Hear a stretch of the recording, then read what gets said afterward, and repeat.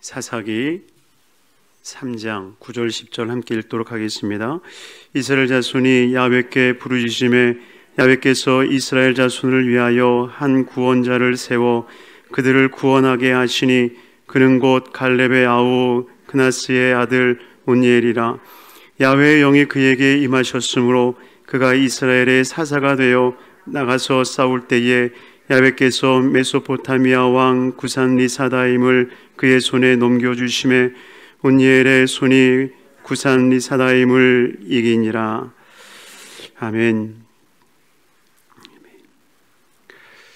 할렐루야. 우리 예배하는 모든 성도님들이 하나님의 크신 은혜와 은총이 있기를 주의 이름으로 축원합니다. 특별히 우리 입시생과 자녀를 위해서 기도하는 우리 귀한 부모님들과 또 당사자가 될 수도 있고 또 앞으로의 나를 위해서 기도하는 우리 자녀들에게도 하나님의 크신 은혜와 은총이 있기를 주님의 이름으로 축원합니다. 또한 화요일은 우리 늘 자녀를 위해서 기도하는 날이었기에 늘 기도하는 우리 성도님들에게도 하나님의 크신 은혜와 복이 있기를 주님의 이름으로 축원합니다. 오늘 이 본문의 말씀을 통해서 이 사사였던 온니엘을 하나님께서 들어 사용하시는 모습을 통하여서 우리가 또한 세 가지의 기도 제목을 가지고 나와 내 가족, 내 자녀, 또 이 민족을 위해서 기도하는 시간이 되고자 합니다. 먼저는 그 9절에 이렇게 말씀을 시작하죠. 이스라엘 자손이 야훼께 부르짖음에. 이스라엘 자손이 야훼께 부르짖음에. 여러분, 하나님의 구원의 역사는 놀랍게도 부르짖는 백성들에게 이루어지기 시작했다는 겁니다. 그들이 부르짖음에 야훼께서 이스라엘 자손을 위하여 한 구원자를 세웠다라고 말씀하고 있습니다. 고대 그리스 시인이었던 소포클레스는 하늘은 스스로 행하지 않는 자를 절대로 돕지 않는다라고 이야기를 했습니다. 하늘은 스스로 행하지 않는 자들을 절대로 돕지 않는다. 바로 성경에서의 메시지와 너무나도 동일하지 않습니까? 너는 내게 부르짖어라. 너희 부르짖으면 내가 응답해 줄게. 너는 구해, 찾아, 두드려. 그럼 내가 열어줄 것이고 내가 찾게 할 것이고 내가 너에게 안겨줄 거야. 주님이 말씀하지 않습니까? 그러니 사랑하는 성도님들이요, 정말 하나님 앞에 부르짖는 귀한 삶이 되기를 주의 이름으로 축원합니다. 부르짖는 겁니다. 아멘. 부르짖는 거예요. 부르짖는 것은 가까이 있는 연인에게 귀에다 대고 속삭이듯 이야기하는 것이 결코 아닙니다. 정말 내가 부르는 사람이 점점 내게서 멀어져서 더 이상 내 말이 들려지지 않을 것 같은 그 자리에 있었다 할지라도 정말 목이 터져라 부르며 그가 나를 보기를 희망하듯 부르는 것, 바로 이것이 부르짖음이라는 것입니다. 그러니 정말 하나님 앞에 부르짖는다라고 하는 것은요, 그냥 연인에게 속삭이는 기도가 결단코 아니라는 것입니다. 하늘에 계신 하나님을 향해서 내 목이 터져라 부를 때에 하늘의 하나님이 들으시고 응답해 주실 것이라. 그 간절함이 우리에게 다시 한번 살아나야 된다는 것입니다. 1907년 장대원 교회를 목격했던 북장로교회 선교사는 이런 고백을 해요. 그들은 마치 기다렸다는 듯이 주의 이름을 부르고 기도하자고 하였을 때에 정말 땅이 진동하도록 그들은 주님의 이름을 불렀다라고 기록하고 있습니다. 그런 부르짖음이 있었기에 장대원 교회에 놀라운 성령의 역사가 일어나고 그것으로 인하여서 이 한반도에 놀라운 복음의 역사가 또한 그 복음을 통한 복된 역사가 일어난 것 아니겠습니까? 그러니 정말 우리 한국 교회에 다시 한번 일어나야 할 운동이 있다면 그것은 기도운동이라는 것입니다. 우리 교회여 일어나라라는 메시지를 통하여서 우리가 말씀을 나눌 때에 예수님께서 성전 정화를 하시는 그 목적은 딱 한 가지였다고 나누지 않았습니까? 그것은 기도였습니다. 요즘 교회를 개혁한다, 교회를 바로 세우겠다 하면서 별의별 일들을 하는 사람들이 있는데요, 여러분, 천만의 말씀입니다. 교회는 그 어떤 것을 개혁하는 게 아니에요. 교회는 오직 기도를 하기 위해서 개혁하는 곳이 돼야 된다는 것입니다. 정말 기도하는데 하나님이 역사하지 않겠습니까? 그리고 하나님이 역사하시는 곳에 공의와 정의가 하수와 같이 흐르지 않겠습니까? 그러니 인본주의적인 생각과 마음을 통해서 이 세상을 변화시켜가는 것이 아니라 오직 기도를 통하여서 변화시켜갈 수 있는 삶이 되기를 주님의 이름으로 축원합니다. 출애굽기 2장에도 보면 주님이 출애굽을 시작하셨을 때 모습을 보이지 않습니까? 하나님이 그들의 고통 소리를 들으시고 하나님이 아브라함과 이삭과 야곱에게 세운 그 언약을 기억하사 하나님이 이스라엘 자손들을 돌보셨고 하나님이 그들을 기억하셨더라. 바로 그들의 부르짖음이 있었기에 하나님은 돌아보셨다는 것입니다. 그러니 진정 우리가 여의도 순복음 성북교회에서 하늘을 향하여 두 손을 높이 들고 정말 우리의 목소리를 높여 하나님을 부를 때에 주님은 반드시 들으시고 응답해 주실 줄로 믿습니다. 바로 여기에는 우리의 간절함이 서려 있는 것이고 오직 이 기도는 하나님만이 역사하실 수 있음을 고백하는 것입니다. 그러니 오늘 본문을 통하여서도 기도를 통한 하나님의 구원의 역사가 나타났던 것처럼 저와 여러분들에게도 놀라운 이 역사가 일어나게 되기를 주님의 이름으로 축원합니다. 바로 이렇게 부르짖는 그들을 향하여서 주님은 세 가지의 모습을 통하여서 하나님이 역사하시는데 이 세 가지의 모습이 바로 저와 여러분들의 오늘의 기도가 되기를 소망합니다. 첫 번째 9절 말씀에 보면 뭐라고 나와 있습니까? 한 구원자를 세웠다라고 말씀하고 있습니다. 그러니 정말 이 말씀을 통해서 우리가 기도해야 될 첫 번째 제목이 있다면 하나님이여 우리에게 구원자로 세워 주옵소서. 물론 우리가 구원자라고 하는 말을 무엇으로 바꿀까 고민을 참 많이 했어요. 참 많이 했는데 성경 그대로 기록하는 게 좋겠다라고 생각해서 그들을 구원하게 하기 위해서 이 한 구원자를 세웠다. 한 구원자를 세웠다. 이 하얀 줄이 잘못 쳐졌네요. 그 바로 앞에 쳐져야 되는데 한 구원자를 세워 한번 따라하겠습니다. 한 구원자를 세워 하나님은 한 구원자를 세워서 그들을 구원하셨다라고 말씀하고 있습니다. 여러분 여기서의 구원자는 누구를 가리키겠습니까? 물론 성경에서의 구원자는 오직 예수 그리스도이십니다. 그러나 사사를 통하여서 이 사사기를 통하여서 주님께서 보여주신 이 하나님의 구원자는 누구였습니까? 바로 사사들. 온니엘, 우리가 아는 기드온, 또 삼손, 여러 사사들을 이야기하는 지칭이라는 것입니다. 그러니 우리가 예수님 같은 구원자를 이야기하는 것이 아니라 정말 이 시대에 통곡하며 외치는 그 백성들을 향하여서 하나님이 구원할 사람들을 그 시대에 택하여 세우신다라고 하는 것입니다. 베드로를 택하여 세우셨듯 사도 바울을 통하여 하나님께서 그 시대를 세워 역사에 가셨듯 하나님은 한 사람을 세우신다는 거예요. 저는 부디 우리 여의도 순복음 성북교회 그 한 사람이 세워지기를 바랍니다. 그런데 성경에서 이 세웠다라고 하는 이 말은요 굉장한 의미가 있는 겁니다. 왜냐하면 이사야서도 보면 하나님이 한 구원자를 세우셨다라는 말씀이 나오는데 그 한 구원자가 누구예요? 예수 그리스도이십니다.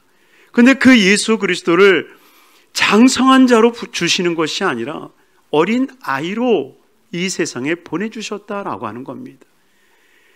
그 어린 아이로 보내주시면서 주님은 말씀하시는 거예요. 내가 세웠다.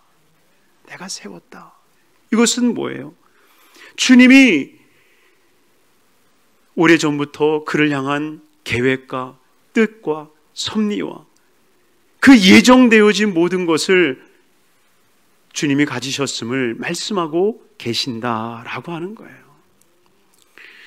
사사기 15, 16장으로부터 시작되어지는 삼손에 대한 이야기도 여러분들 기억하시지 않습니까? 성경에도 보면 이스라엘 백성들이 하나님을 향해서 기도할 때에 하나님이 이 오늘 온니엘과 같이 이 사람은 나이 한 80 정도로 보거든. 80. 이렇게 즉흥적으로 하나님이 세우시기도 하셨지만, 그러나 삼손같이 태어나게 하셨다는 거예요.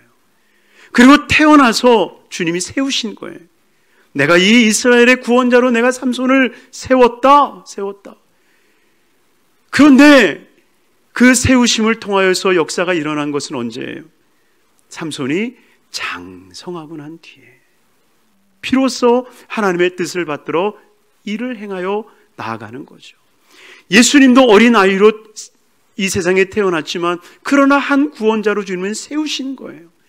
그리고 30세에 침례를 받으시고 하나님의 거룩한 사역을 이루신 거죠.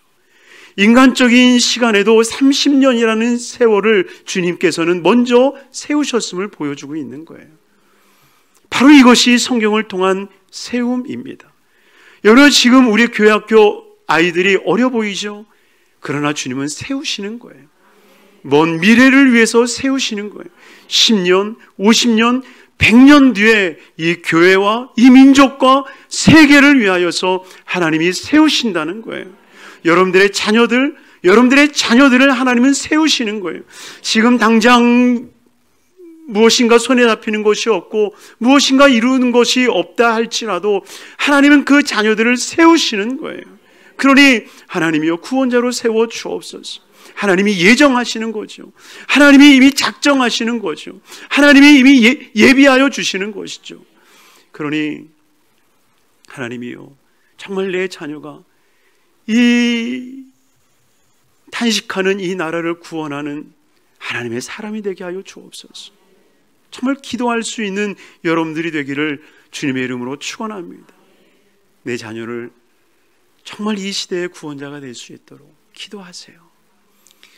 어디 가서 내 자녀 구원자다 이렇게 얘기하시면 오해할 수 있으니까 기도하실 때 하나님, 정말 사사들을 그 민족의 구원자로 세우셨던 것처럼 하나님, 내 자녀 이 한국이라고 하는 우리 여덟 순복음 성북교회를 또한 세우고 일으킬 수 있는 하나님의 도구가 되게 하여 주옵소서. 이 거룩한 기도가 이루어지기를 주임으로 축원합니다. 두 번째는 무엇입니까? 10절에 나와 있습니다. 10절에 보면 야훼의 영이 그에게 임하셨으므로 그가 이스라엘의 사사가 되어 나가니라. 여러분 보세요. 그가 이스라엘의 사사가 되었는데 그 원인 이유를 뭐라고 말합니까? 야훼의 영이 그에게 임하셨으므로. 원인과 이유를 분명하게 말해요. 그에게 임하셨으므로. 야훼의 영이 임하셨기에 그는 사사가 되었다라고 말합니다. 사랑하는 성도님들이요, 예수 그리스도께서 이 땅에 태어나시고 공생애를 시작하셨을 때에 침례 요한에게 침례를 받으시고 성령으로 충만해지지 않습니까? 바로 그 성령의 충만함을 통해서 예수님은 귀한 사역을 시작하셨다는 것입니다.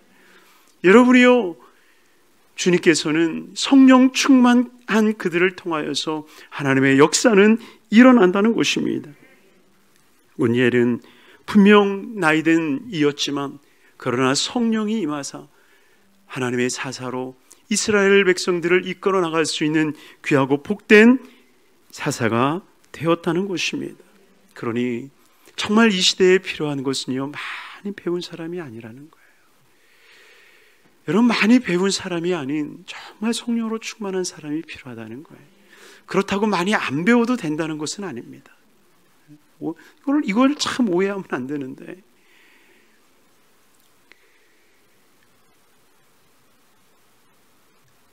D.L. 무디도 실상 그랬어요. D.L. 무디가 이 18세기에 살아가고 있었을 때 상황이 얼마나 가난하고 헐벗은 때였습니까? 그럼에도 불구하고 사실 그는 이 맞춤법도 틀리고 이 영어 문법도 굉장히 많이 틀린 사람이라고 전해지고 있습니다. 그럼에도 불구하고 그 시대를 놀랍게 복음의 역사를 이룰 수 있었던 것은 한 가지지 아닙니까? 바로 성령에 충만했다는 거예요. 여러분, 성령 충만은 단순히 목회자가 목회를 잘하기 위한 방편이 아니다라고 하는 거예요. 여러분, 사사가 목회를 하기 위해서 하나님이 성령을 주셨나요? 아니라는 겁니다. 사사들은 이스라엘을 다스리기 위함이었어요. 다른 말로 하면 정치인이고요, 경제인이고요, 군인이고요, 대통령이었다는 것입니다. 바로 그들을 하나님께서는 성령 충만한 자들을 통해서 역사해 가셨다는 것입니다. 그래서 D.L. 무디를 통해서 전해지는 이야기 중 한 가지는, 한 마을에 D.L을 모시고 이 큰 부흥회를 준비하고 있을 때에 한 청년이 그거에 반발을 해서, 꼭 무디만 해야 됩니까? 무디만 성령 충만합니까? 딴 사람도 성령 충만한데 꼭 무디여야 됩니까? 뭐 무디가 성령을 독점했습니까? 그랬더니 그 이야기를 듣고 있었던 한 노 목사님이 그 청년에게 그렇게 이야기를 했다고 그래요. 당연히 D.L. 무디가 성령을 독점한 것은 아니지. 그러나 성령님이 이 시대를 위해서 무디를 독점하셨던 것을 나는 아네. 여러분, 참 멋있는 말 아닙니까? 하나님이 무디를 독점하시니까 그를 통하여서 하나님은 시대의 역사를 써내려가기 시작하더라는 겁니다. 그러니 여러분이요, 정말 여러분들의 자녀가 이 세상에서 모래가 되고 꼬리가 되지 않기를 원한다면 정말 성령 충만을 위해서 기도하시기를 바랍니다. 주님은 이 시대에 정말 충만한 그 영혼을 주님은 기다리고 계시는 겁니다. 그래서 충만을 위해서 기도하시고, 그리고 마지막 세 번째 기도의 제목이 있다고 하면 10절에 나와 있는 것처럼 야훼의 영이 그에게 임하셨으므로 그가 이스라엘의 사사가 되었다. 사사가 되었다. 하나님이요, 이 나라의 사사가 되게 하여 주옵소서. 여러분, 이 사사라고 하는 이 말에 우리가 많은 가로의 말을 넣을 수 있지 않습니까? 하나님, 내 자녀가 이 나라의 사사가 되게 하옵소서. 이 나라의 정치인이 되게 하옵소서. 이 나라의 경제인이 되게 하여 주시고, 이 나라의 다스리는 자가 되게 하여 주시고, 이 나라의 대통령이 되게 하시고, 이 나라의 장관이 되게 하여 주옵소서. 별로 믿음이 없어서 아멘을 하시는 분이 거의 없으시네요. 그런 것까지 안 바라시나요? 사랑하는 성도님들이요, 정말 하나님의 성령으로 말미암아 온 일이 사사, 그 나라의 사사가 되었듯, 저는 여러분들의 자녀들이 정말 이 시대에, 이 나라에 하나님이 세우시는 그 사사들이 되기를 바랍니다. 실상 사사라고 하는 말 자체는 심판자라고 하는 의미가 담겨져 있지만, 그러나 이것은 단순한 의미에 지나지 않아요. 정말 이 사회를 공의와 정의와 공평으로 세워가는 자들, 힘 있는 자에게 편중되지 아니하고 가난하고 헐벗은 자의 편에 서서 일을 하는 사람들, 그래서 시대를 정말 행복하게, 아름답게, 귀하게 바꾸어 나가는 사람들, 바로 그 사람들이 사사라고 하는 것입니다. 권력에 편중되지 아니하고 오직 하나님의 공의와 정의를 지켜나가는 사람들, 바로 그들을 향해서 사사라고 말하고 있다는 것입니다. 그러니 우리 사랑하는 성도님들이요, 정말 이 밤에 여러분들의 자녀를 위해서 무엇을 위해 기도하겠습니까? 저는 여러분들이 자녀를 향한 큰 꿈이 있었으면 좋겠어요. 어쩌면 하나님 앞에 그렇게 기도할지 몰라요. 하나님, 나는 그렇게까지 큰 꿈은 없고요, 그냥 소박한 이만큼 우리 자녀들 그냥 좋은 직장 얻어서 그냥 가정 평안하게 살다가 주님 오시는 그날 그냥 평안하게 가게 하여 주옵소서. 어쩌면 그런 소박한 기도가 우리의 기도일지 모릅니다. 그러나 성경이 가르치는 기도는 결코 그런 기도가 아니라는 거예요. 그렇다고 모든 사람이 대통령이 될 수도, 모든 사람이 장관이 될 수는 없지만, 그러나 하나님은 반드시 그 기도를 통해서 역사에 가신다는 겁니다. 그러니 하나님이요, 정말 우리 자녀들이 이 시대를 구원하는, 이 민족을 구원하는, 이 시대를 이끌어 나가는 자녀 되게 하여 주옵소서. 또한 성령으로 충만케 하여 주시옵시고, 또한 그 성령에 충만하여 사사가 되게 하여 주옵소서. 이 거룩한 메시지 속에 여러분들의 모든 자녀들을 향한 그 기도의 제목이 정말 담겨지게 되기를 주님의 이름으로 축원합니다. 기도하겠습니다. 사랑하라 충만하신 아버지 하나님, 하나님이 함께하여 주셔서 우리 귀한 자녀들 복되게 하여 주옵소서. 정말 21일을 작정하여 내 자녀, 이 나라를 위해서, 또 우리 가정을 위해서, 교회를 위해서, 우리 다음 세대를 위해서 기도하오니 하나님이 응답하여 주셔서 우리 자녀들을 통하여서, 우리 교회, 학교의 우리 청년들을 통하여서 하나님의 놀라운 구원자가 세워지게 하여 주시옵시고, 또한 그들이 성령으로 충만케 하여 주시사 이 나라의 사사가 되게 하여 주셔서 하나님이 들어쓰시는 거룩한 하나님의 사람들이 될 수 있도록 은혜 허락하여 주시옵소서. 복되게 하여 주옵소서. 예수 그리스도 이름 받들어 축복하옵고 기도드리옵나이다. 아멘. 아멘.